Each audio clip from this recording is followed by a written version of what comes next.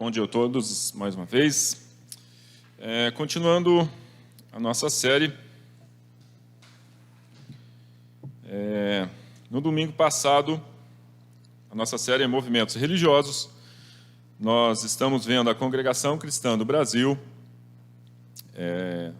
Nós já explicamos mais ou menos o que nós estamos seguindo, mas eu vou fazer uma revisão. Comentei no domingo passado sobre o versículo: conheceis a verdade vos libertará. Esse versículo, nós sempre devemos ter ele no coração, sempre em mente, sempre usando para nos policiar. Toda vez que sempre está observando a palavra, vendo, analisando, para não deixar a doutrina humana contaminar os ensinamentos que Deus deixou na Bíblia. Tá? Então, isso deve estar cravado, tem que estar registrado nas nossas mentes e corações, e sempre ter em mente que a verdade está aqui. A verdade já foi dada, ela está completa. Tudo que Deus quer que a humanidade siga está aqui, através dos exemplos deixados e vivenciados e vividos do Velho Testamento, da história do povo de Israel, as condenações e as punições que ele fez com o povo por ser desobediente às leis que ele tinha deixado, que está aqui lá nos primeiros livros, e no Novo Testamento as promessas, no Velho Testamento finalzinho tem as promessas também, das profecias, do que ainda vai acontecer, e no Novo Testamento, para nós sempre estar consultando, estudando e vendo se é verdadeiro. Não é só eu vir aqui, ou o pastor, porque nós somos humanos e nós estamos suscetíveis a cometer erros. Ok? E nós, como os verdadeiros cristãos, temos que estar em condições de nos corrigir. É isso que Deus quer, que nós sejamos humildes, assumir o nosso erro e vir para o caminho certo. E acabou. É só isso. Só que isso, para o ser humano, muitas vezes, ele é teimoso. Lá no povo de Israel, ele fala de semblante duro, de coração duro. Isso traz para o homem. Ok? Mas vamos orar para esse tempo de estudo. Obrigado, Senhor Deus, por mais esse dia. Obrigado por nós estarmos reunidos, por toda a graça e bênção, liberdade, Senhor Deus, que nós temos de nos reunirmos em comunhão para estudar a palavra, dos meios de comunicações poderem transmitir, Senhor Deus, nós temos a liberdade. Nós sabemos que tem países, Senhor, que é proibido essa reunião, é proibido nós reunirmos em Teu nome. Mas, Pai, nós Te agradecemos que nós podemos estar aqui estudando, consultando, vendo a Tua palavra e podemos colocar em prática, Senhor. Nos abençoa, nos guarda e me usa, Senhor Deus, através do Teu Espírito Santo para transmitir aquilo que Vós quer, Senhor Deus. Que seja feita sempre a Sua vontade. É isso que lhe peço, lhe agradeço, em nome do Seu Filho, Jesus Cristo. Amém. Então, vamos lá. Nós estamos estudando, vimos a primeira parte da Igreja Congregação Cristã do Brasil. Nós vimos a origem dela, então ela surgiu de uma igreja presbiteriana nos Estados Unidos, na cidade de Chicago. O seu fundador, o que começou lá foi um estrangeiro que veio da Itália, migrou para os Estados Unidos, para a cidade de Chicago, o seu Franciscão. Em 1909, ele teve um chamado lá, que ele conheceu um grupo chamado Azusa, um grupo pentecostal, e ele veio para a América do Sul, para a cidade de Buenos Aires, em 1909. De Buenos Aires, ele veio, próximo ano, em 1910, para São Paulo, capital, ainda presbiteriano, e de São Paulo ele deu um pulinho para o Paraná, para o norte do Paraná, perto de uma cidade de Cornélio Procópio, onde foi fundada a primeira igreja cristã do Brasil. Ele retorna para São Paulo e também ele não sei o que houve ali, mas deu a entender que ele saiu do grupo da presbiteriana e aí fundou-se a primeira igreja congregação cristã no Brasil, ali na região do Brás. Tá? Então, mas a primeira igreja mesmo, congregação do Brasil, ela é do norte do Paraná, e depois surgiu essa no norte ali em São Paulo, na região do Brás, onde que teve alguns membros metodistas, batistas, católicos, que aceitaram a mensagem do pentecostal, que isso veio lá dos Estados Unidos. Okay? É a doutrina deles. Então, a fonte de fé, de autoridade deles, é somente a Bíblia. Tem algum problema aí? Não. O problema está na prática. Tá? Nós estamos estudando isso e nós vimos isso no domingo passado. Eles têm uma declaração de fé, como todas as igrejas normalmente tradicionais cristãs, eles professam uma declaração de fé. A prática deles, então, na prática, eles seguem, eles creem que o Espírito Santo dirige tudo. Tá? Aí que começa a caminhar para os problemas, né? Nós já vimos isso, que a direção deles não estudam a Bíblia e eles acreditam que tudo aquilo que eles falam é uma revelação do Espírito. O Espírito Santo está usando eles para revelar. Agora nós temos que ter um cuidado, né, nessa questão de revelação. Eles creem também no batismo do Espírito Santo. Então tem o batismo lá de submersão e tem o batismo no Espírito Santo, que eles falam que quando a pessoa recebe o batismo, é aquele que fala em línguas, aquelas línguas estranhas, que ninguém entende quando a pessoa está falando. Nós vemos também lá no Novo Testamento, em Atos, que quando as pessoas, em Coríntios, né, quando falavam em línguas, tinha uma ordem. Eram 3 pessoas no culto, no máximo, tinha que ter uma tradução. Dá a entender que aquelas línguas eram línguas já faladas, que eram traduzidas para os outros irmãos que não entendiam. Não era para ter uma bagunça na questão de quando estava falando em línguas. E a pessoa dominava, ela tinha domínio sobre aquilo, ela poderia falar ou não, se não ia trazer alguma edificação para a igreja, ela não deveria falar, e sim falar no idioma que ela estaria ali no culto, se fosse o caso. Eles, a princípio, não têm pastores, eles só têm anciões, e nos cultos, quem vai fazer a prédica, ele vem à posição aqui do púlpito e fala a revelação daquele texto ali que ele acha que tem que ser levado para a igreja. Eles creem e acreditam, né, sempre na revelação do Espírito Santo, não estudam a Bíblia, tá? Eles até se vangloriam disso, né, que não é o caso do estudo. Nós vamos ver mais à frente um pouquinho aqui no nosso estudo. E vimos também que não se deve estudar a Bíblia, eles acham errado o estudo da Bíblia, ok? Como nós vimos na aula passada, em Salmos 1, de 1 a 2, por gentileza, posso estar abrindo? Então, esse foi um dos textos que eu comentei no domingo passado, sobre isso, né? Eles não leem, não querem estudar. Só que a Bíblia ela fala ao contrário. Quando nós consultamos e analisamos e estudamos a Bíblia ela fala ao contrário do que eles dizem. Então, em Salmos de 1 a 2, nós vemos aqui: então, bem-aventurado o homem que não anda segundo os conselhos dos ímpios, nem se detém no caminho dos pecadores, nem se assenta na roda dos escarnecedores. Antes tem o prazer na lei do Senhor, na sua lei medita dia e noite. Como que eu vou meditar a Bíblia se eu não conheço ela e não leio ela? Então, eu tenho que ler e tenho que consultar. Então, eu tenho que me aprofundar nela.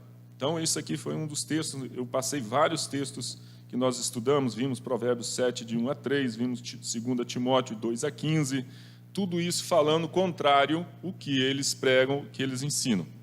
Ok? Então, eu parei aqui nas desculpas, né, as suas desculpas que eles usam, né? Então, é comum, após a apresentação de argumentos, de versículos da palavra de Deus, que demonstram a crença dos adeptos da Congregação Cristã do Brasil dizerem: essa interpretação é da carne e a letra mata, mas o espírito vivifica. Para sustentar os argumentos, aos mais esclarecidos da Congregação Cristã do Brasil, citam Eclesiastes 2:12 e 2 Coríntios 3:6. Então, eles usam esses dois trechos da Bíblia para falar que o estudo mata. Só que eles estão interpretando esses dois textos da Bíblia de modo errado. Então, assim, a hermenêutica é o estudo da palavra da Congregação Cristã do Brasil, ou como eles afirmam, né, é dirigido pelo Espírito Santo. Eles acham que todo o estudo deles, tudo que eles falam, tem que ser dirigido pelo Espírito Santo. Entende que estudar a Bíblia é coisa da carne, é coisa de homem. Eles entendem isso. Isso, porém, não é o que o texto sagrado expressa. Salomão diz que não há limites em escrever, fazer livros e muitos outros estudos. Que estudos? Estudos humanos, coisas que deste mundo são algo cansativo, enfado para a carne. Nós podemos ver isso lá em Eclesiastes 12:12. Quem puder abrir, Eclesiastes 12:12.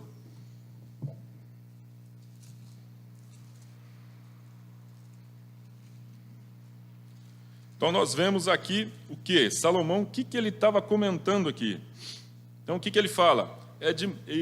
É demais disto, filho meu, atenta, não há limite para fazer livros e muito estudar é enfado da carne. Então, o que ele estava querendo dizer aqui? Mas, como nós vimos, há prazer no estudo da palavra, em Salmos 1:2, antes tem o seu prazer na lei do Senhor, e na sua lei medita dia e noite. O que Salomão estava falando? Isso que ele estava falando nesse trecho de Eclesiastes era livros humanos, doutrinas humanas, não da palavra de Deus. Ele estava falando sobre isso, e eles estão confundindo, tendo uma interpretação errada desse texto que ele estava falando. Isso, você estudar doutrina humana, ciência humana, fazer livro de física, de química, fazer livro de biologia, de autoanálise, de psicologia, isso aí sim é enfado. Mas o estudo da palavra, não. O estudo da palavra é crescimento. Salmo 119, 9, de 9 a 16. 119, de 9 a 16. Vamos ver o que ele fala.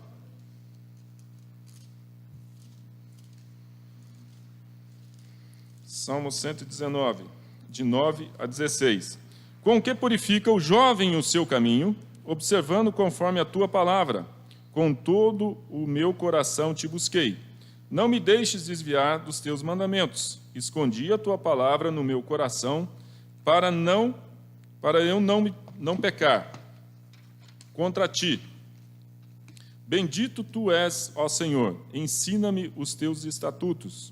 Como os meus lábios declararei todos os juízos da tua boca, folgarei tanto no caminho dos teus testemunhos, como em todas as riquezas. Meditarei nos teus preceitos e terei respeito aos teus caminhos. Recrear-me-ei nos teus estatutos, não me esquecerei da tua palavra. Então, aqui no final, recrear-me-ei, eu tenho gozo, eu tenho satisfação em estudar a tua palavra, o teu ensinamento, o que vós deixou. Também em Salmo 19, 7 a 8. Salmo 19, 7 a 8. A lei do Senhor é perfeita e refrigera a alma. O testemunho do Senhor é fiel e dá sabedoria aos simples. Os preceitos do Senhor são retos e alegram o coração. O mandamento do Senhor é puro e ilumina os olhos. Então, aqui nós podemos ver que todos os textos que nós olhamos de referência, ele incentiva que seja estudado, seja analisado e seja repassado, até para o jovem crescer nos preceitos e nos ensinamentos que a Bíblia traz. Traz exemplos, mostra as consequências mostra o que o pecado traz para ele, traz para a comunidade e traz até para uma nação. Uma nação que peca, Deus ceifa, expulsa. Nós temos historicamente, quando nós estudamos na parte da história, quantas nações que já não existem mais. Até para entender o que ela escrevia, foi cortado. Eles proclamam, então, aqui, voltando para o nosso contexto da ICCB, então eles proclamam que um brado de guerra deles, a letra mata e o espírito vivifica, que sai de Coríntios, 2 Coríntios 3, 6. Farei aqui uns rudimentos, uma rudimentar pergunta. Você já viu a letra matar alguém? Né? Que no nosso estudo. Então, 2 Coríntios 3, 6, o que ele fala? O qual nos fez também capazes de ser ministro de um novo testamento, não da letra, mas do Espírito, porque a letra mata e o Espírito vivifica. Mais uma vez, quando eles usam esse brado, eles pegam esse texto da Bíblia para ser usado, eles estão tirando do contexto na qual foi dito. Sempre nós temos que analisar o contexto de como que foi falado aquilo na época. Não podemos só isolar. Nós temos até nos dias de hoje, muitas vezes, pastores que estão ensinando e pega só o contexto, sem analisar o texto, e aí faz um estrago, até na própria vida, ou na vida daquela igreja. Então, nós temos que ter cuidado nisso, ser zelosos pelo estudo da palavra.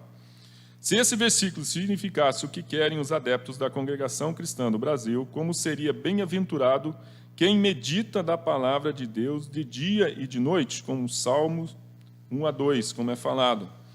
O mais impressionante é que Deus diz que sua palavra é vida. Os adeptos da ICCB dizem que é morte. Então, eles estão contradizendo praticamente a doutrina da Bíblia ou da palavra. Já ouvi adeptos da congregação cristã do Brasil dizerem que quem estuda muito a Bíblia fica louco. Essa doutrina de quem estuda muito a Bíblia e fica louco, isso vem da onde? Isso vem praticamente da Igreja Católica, uma restrição que os padres não querem que os seus seguidores da Igreja Católica estudem, porque ele vai começar a questionar, principalmente na questão das imagens. Quando você questiona um padre, ele fala, não, aquilo é só uma foto. Mas por que eu tenho que reverenciar para uma foto? Para aquela a imagem é uma foto. Estou fazendo uma reverência lá, estou fazendo um sinal da cruz, eu estou orando para ela. Está errado. A Bíblia condena isso. Não fazer imagens, não adorar imagens. Isso é cultura pagã que entrou na prática da Igreja Católica e é seguida até os dias de hoje. E por isso que eles também falavam, nos tempos antigos, não estude a palavra, até nos dias de hoje, porque você vai ficar doido, vai ficar louco. Negativo. Temos que estudar, sim. Ela não vai deixar doido. Não sou doido, pastor Eduardo não é. Pastor Daniel, que está aí no Brasil há 42 anos, há 72 anos, lúcido, com muita sabedoria, para dar e vender e responder a todos os questionamentos que estão na palavra, que Deus o abençoa. Vamos lá. Então, o que diz, então, em 2 Coríntios 3,6, diz que a letra aqui é a lei de Moisés, dada por Deus. Então, o que eles estão alegando lá, o que está falando nesse versículo de 2 Coríntios 3,6, que é a lei que foi dada. A lei é para mostrar e acusar e condenar o pecado. Para essa lei, todos nós estamos condenados à morte. Ok? Por quê? Porque nós pecamos. Porque pela lei ninguém se justifica. É impossível cumprir a lei. O que está escrito lá, preto no branco, para o homem é impossível. Ela nos mata. Então a lei mata, condena, pune, mas a graça do Espírito Santo, do Espírito, o Senhor Jesus Cristo vivifica, porque nós somos justificados pelas obras da lei, mas pelo precioso sangue de Jesus Cristo, conforme Efésios 2, de 8 a 9, e 1 Pedro 1, de 18 a 25. Então, nós somos justificados pelo sangue derramado de Cristo na cruz. A lei aqui, nesse contexto, ela mata porque ela condena o pecado. E é impossível o homem cumprir a lei. Mas se nós somos justificados, aquele que aceita Jesus Cristo, que confessa Ele como o único Senhor e Salvador na sua vida, crê que Ele morreu pelos seus pecados, ressuscitou, está vivo à direita de Deus Pai, intercedendo por você, você crê nisso, você é salvo, você é justificado. Então, Ele nos justifica. Então, a lei aqui, você pode ler a Bíblia tranquilamente, que ela não vai deixar você louco e não vai te matar também. Então, ora isso, está explicando claramente o seu próprio contexto. Então, 2 Coríntios 3, de 6 a 9, o qual nos fez também capazes de ser ministro de um novo testamento, não da letra, mas do Espírito, porque a letra mata e o Espírito vivifica. Seu ministério da morte, gravado com letras em pedras, veio em glória, de maneira que os filhos de Israel não poderiam fitar os olhos na face de Moisés, por causa da glória do seu rosto, a qual era transitória. Então, no momento que Moisés recebeu a palavra, e ele desceu do monte e chegou lá para o povo para entregar os 10 mandamentos, o povo não conseguia ver, porque ele recebeu a mesma glória de Deus. Ele estava, vamos falar assim, incandescente. Vocês conseguem ficar olhando para o sol? A luz do sol é muito forte. Moisés estava desse jeito, de tanta glória e poder que Deus passou para ele. Ele estava irradiando. Tá? Então, nesse contexto. Então, continuando aqui no versículo 8, como não será maior a glória do seu rosto, como será a maior glória, a glória do ministério do Espírito? Porque se o ministério da condenação foi glorioso, no caso de Moisés, por mais excederá em glória o ministério da justiça, que veio através de Jesus Cristo. Muito maior. É isso que ele está falando nesse trecho de 2 Coríntios 3, de 6 a 9. A lei veio através de Moisés. Moisés, o pessoal conseguia ver ele? Não, por causa da irradiação da glória de Deus que estava através de Moisés. Só que foi transitória, passou um determinado período, Moisés não subiu mais lá no monte, não esteve lá na presença de Deus, aquela luz, aquela irradiação se apagou, mas de Jesus Cristo jamais, ela não se apagará mais. Ok? Então, esses 2 versículos usados indevidamente possuem profundo significado, ao contrário do que os adeptos da congregação cristã no Brasil afirmam. Essa interpretação incrivelmente errada é porque eles insistem em não estudar a palavra de Deus. Se eles estudassem e verificassem que esses versículos estão dizendo, esses equívocos não seriam cometidos. Então, como que saber que é o Espírito Santo? Como que eu sei que alguma coisa que está sendo dita ou que está sendo trazida é do Espírito Santo? Então, como pode saber quando o Espírito Santo ou um anjo de luz está falando sem conhecer a Bíblia? Então, 2 Coríntios, ele fala isso, no capítulo 11, então, o pessoal puder abrir aí, 2 Coríntios 11, 12 a 15.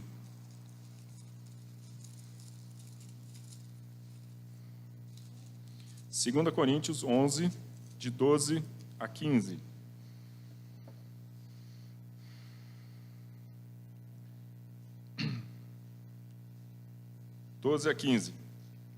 Mas o que eu faço, o farei, por contar a ocasião aos que buscam ocasião, a fim de que, naquilo em que se gloriam, sejam achados assim como nós. Porque tais falsos apóstolos são obreiros fraudulentos, transfigurando-se em apóstolos de Cristo. E não é maravilha, porque o próprio Satanás se transfigura em anjo de luz. Não é muito, pois, os seus ministros se transfiguram em ministro da justiça, e o fim dos quais será conforme as suas obras. Então, como que a gente pode saber quando algo não é do Espírito? Através da obra que ele está fazendo, do que se ele está negando aquilo que está na Bíblia. É por ali que nós vamos saber o que é do Espírito Santo, o que não é. Porque um dos objetivos de Satanás é o quê? Ele nos enganar, desde o princípio do mundo. Ele enganou Adão e Eva, e ele vem enganando o homem através dos tempos. Ah, não, pecadinho, isso é só um pecadinho pequenininho, pode fazer, não tem problema nenhum. Isso aí não vai trazer consequências. Você só dá uma bebidinha num copinho de cerveja, aí você vai de 1 copo, 2 copos, 10 copos, duas garrafas, 3 garrafas, uma manhã inteira bebendo, uma noite inteira bebendo, aí passou da noite, já passa para o dia. Quando vê, você já está às 7 horas da manhã, já, pô, preciso tomar uma porque estou precisando. E foi aquele pequeno iniciozinho, a cervejinha, que já migrou para a cachaça, da cachaça migrou para o uísque, para a coisa mais forte, e aí só vai se afundando no poço. Então, através da sua obra, vocês conhecerão. Então, as consequências. Então, o ensino em que se deve estudar ou examinar a Bíblia certamente não é ensinado, de não estudar, né? Não é ensinado na Bíblia. A Bíblia não fala isso. Por causa desses ensinamentos, há uma falta de conhecimento bíblico total, o que leva essas atitudes ou grande interesse do ministério espiritual em manter os adeptos ignorantes. Então, você não estudar vai trazer consequências, ok? Vai trazer aberrações na interpretação da palavra. Então, tem que ser estudado, ok? Não esqueçam desse detalhe. Então, no primeiro caso, sabemos que os anciões da Congregação Cristã do Brasil não conhecem a Bíblia e até mesmo gostam de dizer que não sabem, para dar a impressão que tudo o que eles falam vem do Espírito Santo. A impressão, a transmissão da autoridade deles é falar que eles, realmente, nós não conhecemos. Tudo que nós falamos é revelação. E essas questões de revelação traz muito problema. Então, no segundo caso, os seus adeptos começam a examinar as Escrituras, certamente descobrirão que estão muito longe do ponto de doutrina da fé de que uma vez foi dada aos santos, e certamente vão questionar o sistema. Então, quando os irmãos da congregação do Brasil começam a estudar, eles começam a questionar. É a mesma coisa no catolicismo. Quando a gente começa a estudar a palavra, como eu citei o meu exemplo, que eu comecei a ver e ler, e lá em Apocalipse tinha uma condenação para os feiticeiros, a luz acendeu, né? Opa, estou no caminho errado. Se eu continuar aqui conversando com o Espírito, que é condenado pela igreja, pela palavra, se eu continuar buscando conversar com um espírito imundo, ou conversar com os mortos, que a Bíblia condena, isso é errado, isso vai me levar, e tem uma condenação, que é a segunda morte, que é a morte eterna. Aí eu comecei a procurar o que é correto. Tá? Então, isso vai acontecer com eles. Tá? O problema grande da Congregação Cristã do Brasil é insistência no iluminismo. Isto leva para a interpretação errada de costumes e práticas que não são verdadeiros, responsáveis por seu exclusivismo religioso. Eles se apegam à manifestação do Espírito num conhecimento insuficiente da Bíblia e, através dela, através do Salvador e da sua cruz. Então, eles não têm um conhecimento, eles se apegam somente à parte do Espírito, né, da revelação que ele tem, e não veem e não se atentam para o que Cristo fez na cruz, que fez por nós. Então, a Congregação Cristã do Brasil não suportaria um exame sério das Escrituras, fatos característicos de uma seita, porque sua interpretação foge das regras dos estudos da Sagrada Palavra. Então, se eles estudassem a palavra, eles voltariam para o caminho correto que Deus gostaria que eles seguissem. Ok? Então, essa aqui foi a parte que nós vimos da parte doutrinária deles. Vamos ver o que eles pensam e falam sobre o plano de salvação. Tá? Então, como título e ponto de doutrina da fé, que uma vez foi dada aos santos, a Congregação Cristã do Brasil faz uma declaração de fé, como eu já tinha falado isso no domingo passado. Eles têm uma declaração de fé como as outras denominações tradicionais. Então, a declaração está muito comum entre todas as denominações evangélicas do Brasil tradicionais. O ponto de doutrina de fé da Congregação do Brasil sobre a salvação é a seguinte. Então, nós cremos que abre aspas, nós cremos que a regeneração ou um novo nascimento só se recebe pela fé em Cristo, que pelos nossos pecados foi entregue e ressuscitou para a nossa justificação. Os que estão em Cristo Jesus são novas criaturas. Jesus Cristo, para nós, foi feito por Deus sabedoria, justiça, santificação e redenção. Esse texto que eles tiram, eles usam de Romanos 3, 24 e 25, e 1 Coríntios 1, 30 e 2 Coríntios 5, 17. Então, daqui que eles tiram esse texto da promessa de fé deles. Então, como pode observar, este ponto é muito semelhante a qualquer outra denominação tradicional. O problema não está nessa declaração de fé deles, o problema está na prática, o que eles fazem, o que realmente eles executam. Então, vamos ver a execução da prática deles quanto à salvação. Só existe salvação na congregação cristã do Brasil. Então, nós aqui, Batista, para eles não são salvos, e para eles nos consideram como uma seita. Tá? Lembrando que quando nós começamos aqui o estudo, nós não estamos penalizando os irmãos, de hipótese alguma, mas sim nós estamos questionando a doutrina que eles seguem, a doutrina que está diferente do que está escrita e dita aqui na Bíblia. Então, para eles, a salvação só dentro da cristã do Brasil. Se você estiver fora, você já está ardendo no inferno. A maioria dos adeptos da congregação cristã do Brasil defende tenazmente a ideia errônea de que a salvação só é possível na sua própria igreja, ou a gloriosa congregação, só ela que salva, desenvolvendo inconscientemente a doutrina de autossalvação. Essa doutrina é errada. Já vamos ver por quê.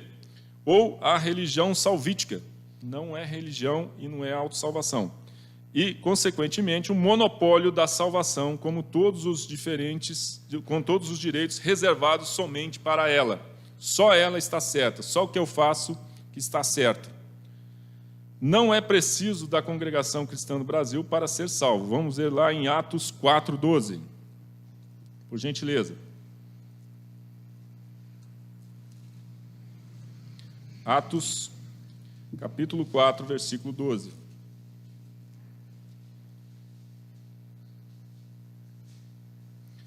O que fala aqui? Em nenhum outro há salvação, porque também debaixo do céu nenhum outro nome há, dado entre os homens, pelo qual devemos ser salvos. Não é pelos homens. Quem que é esse nome que está falando aqui nesse contexto desse versículo? Jesus Cristo. Então, não é pela congregação do Brasil. Eu vou andar aqui porque o tempo está correndo. 1 Timóteo, no capítulo 2, 5, ele fala aqui, porque há um só Deus e um só mediador entre Deus e os homens, Jesus Cristo. João 14, 6, disse-lhes Jesus, eu sou o caminho, a verdade e a vida. Ninguém vem ao Pai senão por mim. Tem alguma coisa escrita aí de igreja cristã, congregação do Brasil? Não. Tem Jesus Cristo. Nós temos pessoas salvas, até mesmo do catolicismo. Nós temos até pessoas salvas dentro da congregação no Brasil, se ela confessar Jesus Cristo, verdadeiramente. Não a igreja. João, de 1, 12 a 13. Mas a todos quantos o receberam, Deus e o poder de serem feitos filhos de Deus, aos que creem em seu nome, os quais não nasceram do sangue, nem da vontade da carne, nem da vontade do homem, mas de Deus, não da igreja ICCB. Então, não nasceram do sangue, não por não ter nascido de uma família cristã. Não é porque nasceu num berço cristão que está salvo, não. A salvação é a sua decisão. Não é pela vontade da carne, não pelas obras da carne, no caso deles, batismo. Então, esse tempo foi sábado passado, retrasado, uma pessoa que eu estava entregando João em Romanos, ela afirma de pé junto que é pelas obras dela. Não é. A salvação é de graça através de Jesus Cristo. Nem da vontade de homem, não pelo plano de organização feito pelo homem. Não é a minha igreja que vai te salvar. Não é. É Jesus Cristo. A Ele toda a honra e toda a glória. Porque Ele se fez pecador por nós para redimir os nossos pecados. Ele não cometeu pecado. Foi o meu pecado, que cada gotinha de sangue e suor que Ele derramou por mim. E o sacrifício oferecido vivo na cruz. A presença da ideia da religião salvítica é tão enraizada na vida dos adeptos da congregação cristã do Brasil que, apesar de admitirem a salvação em Cristo, não consegue dissociar a sua religião, ou que é impossível conhecer a Jesus sem a congregação no Brasil. Eles firmam de pé junto, é impossível você conhecer. Só que eles não estudam e não conhecem a palavra. Não existe a ideia da organização ou instituição salvadora. Não existe essa igreja que vai te salvar. Uma das maiores características de uma seita é a afirmação que só ela está com a verdade. Só ela é dona da verdade, ela que ela tem um exclusivismo, né? Afirma que só eles serão salvos e todas as outras igrejas pregam mentiras e que não há salvação para aqueles que são batizados, que não são batizados por eles. Porém, tem alguns que chamam até de monopólio, né? Então, o batismo na congregação do Brasil, ele purifica o homem do pecado. Então, a ICCB não conhece o batismo efetuado por outras igrejas, mesmo que seja por imersão ou com palavras, em nome do Senhor Jesus, te batismo. Então, eles têm umas implicações também, que se na hora de você batizar, você falar que eu te batizo, ou aquela denominação evangélica falou isso aí, é batismo de homem. Então, tem que usar a frase, em nome do Senhor Jesus, te batismo. Eles afirmam que o batismo nas águas, com efeito salvítico, é um sacramento do livramento da Congregação Cristã Brasil, resumo da convenção realizada em fevereiro de 1936. Na página 7 do livro deles, dessa convenção, ele estabelece acerca do batismo. Esse sacramento se excede por imersão, conforme declara no capítulo 2, versículo 2 de Colossenses, praticado pela igreja primitiva, em nome de Jesus Cristo. Em Atos 2, no versículo 38, de acordo com o Santo Sacramento. Então, a refutação quanto a isso. Então, nessa declaração, classifica o batismo como sacramento. Entende-se como sacramento um sinal exterior que concede a graça de Deus à alma. Atribui-se um valor como ato de magia infalível. A palavra de sacramento não é bíblica. A Bíblia só se refere à ordenança de Jesus, aliás, duas, sendo uma delas o batismo e a segunda a ceia do Senhor. São ordenanças simbólicas, sem nenhum poder sobrenatural de comunicar alguma graça especial. Nós podemos ver isso em Atos 8:37, 2, 41, 42, e Romanos, de 6:3-4, e 1 Coríntios, capítulo 11, versículo 23 a 26. O batismo não muda a natureza do pecador, e sim ele se arrepender e aceitar Jesus Cristo como o único Senhor e Salvador. Tá? Então, eles creem que o batismo, quando você imerge lá, tirou os seus pecados. Não é isso. Isso é só uma ordenança. Você aceita Jesus Cristo e é batizado para cumprir a ordenança, igual a ceia do Senhor. O pão é pão, não vira carne. O vinho é vinho, não vira sangue de Cristo. Eu não estou tomando o sangue de Cristo. É só uma lembrança, um cerimonial que nós fazemos, que é ordenado por Jesus Cristo.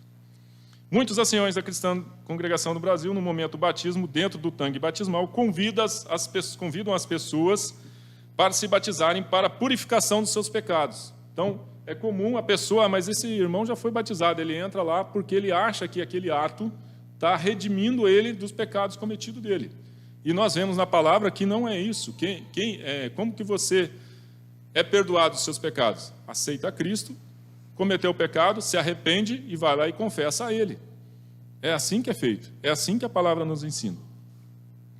Tá? Então eles convidam, então grande parte dos adeptos da congregação cristã do Brasil acredita que o batismo purifica o homem do pecado e ora, quem renega e quem regenera é o Espírito Santo quando a pessoa se arrepende do pecado e crê em Jesus. O batismo não leva ao pecado, e sim o sangue de Cristo derramado na cruz. Então a salvação é pela fé. O Senhor Jesus foi batizado nas águas, nunca cometeu pecado. Jesus não cometeu pecado, Jesus Cristo. Pelo contrário, Jesus é o Cordeiro de Deus que tira o pecado do mundo, como nós vemos em João, de capítulo 1, versículo 28, Hebreus 9, 26 a 27 e 1 João, de 1 a 7. Então, biblicamente falando, o ênfase no batismo não está na cerimônia em si, mas no que ela representa. Então, eles fazerem um batismo de imersão, não tem problema nenhum. O problema é eles falarem que o batismo tira o pecado, ou que só o batismo deles vale. Aquelas palavras, eu te batismo,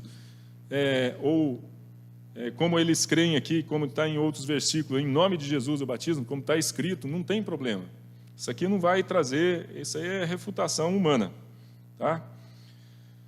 Então, no que ele ilustra, ela apenas revela uma verdade sobre a salvação. A pessoa é batizada porque já está salva, não para ser salva. Então, não é o batismo que eu vou fazer que vai salvar a pessoa. Não há diferença na palavra dizer que eu te batismo, como está nas outras, no que é dito.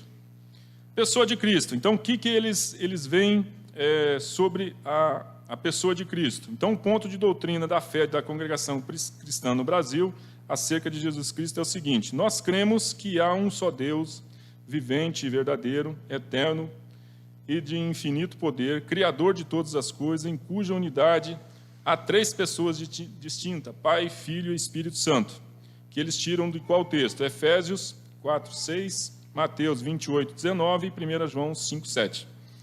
Eles ainda falam que nós cremos em Jesus Cristo, Filho de Deus, e a palavra feita carne, havendo assumido uma natureza humana do ventre da Maria Virgem, possuindo ele, por conseguinte, duas naturezas, a divina e humana, por isso é chamado verdadeiro Deus e verdadeiro homem, e é o único Salvador, porque sofreu a morte pela culpa de todos os pecados. Eles tiram de Lucas, de 1 a 27, 35, João, de 1 a 14, e 1 Pedro, 3 a 18. O único problema é que a congregação cristã, nessa parte, não vê a obra de Jesus na cruz como suficiente. Eles precisam adicionar às obras a obra do batismo. Então, aí eles estão negando o que Jesus fez. Não é o batismo que salva, e sim o sacrifício que Jesus fez na cruz. Ok?